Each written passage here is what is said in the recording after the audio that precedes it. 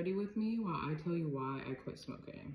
For reference, I've been sober for 255 days after smoking every day for 15 years. I've also been sober from crystal meth, but switched to A with E for the past 9 years. So sobriety is not a new thing for me, but honestly, quitting the herb was definitely the hardest thing I've ever had to quit. Weed was actually the first drug that I ever tried, and I immediately got hooked.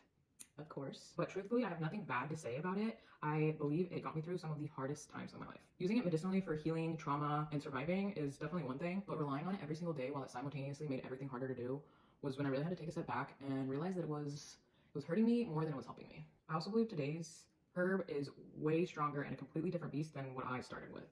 Within the past 3 years, I've tried quitting multiple times, and I will say that the first 3 days are definitely the hardest. But after that, I honestly felt incredible. Like I was actually myself again. I'm not gonna lie to you guys, I relapsed multiple times because smoking had become such a huge part of my identity that I didn't even know who I was without it, which was scary. When I finally let go and started building a stronger relationship with God, I started the need for it supernaturally was taken away from me. Sounds crazy, I know, but it's true. That doesn't mean I don't go days without thinking about it, because trust me, I get tempted, I do. But now I have habits and boundaries in place to make sure that I don't slip back into that cycle. Because every time I did go back, my anxiety was through the roof.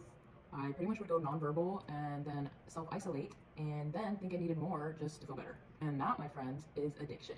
Once I got to that point, quitting was literally non-negotiable. It was making me a shell of myself and I didn't know who I was without it anymore. I do believe that it truly can help with trauma and healing when used intentionally. But we should never really need anything forever. We're meant to grow, we're meant to evolve, we're meant to let things go that no longer serve us. And that's where I was with smoking. It just became more of a nuisance in my life and was honestly bringing me down. So if you're quitting, or if you're struggling quitting, just know that you're not alone. It may be hard at first, you might relapse, and that's okay. Just remember to give yourself grace, and if you ever need anyone to talk to, I'm here for you, I totally understand you, and I love you.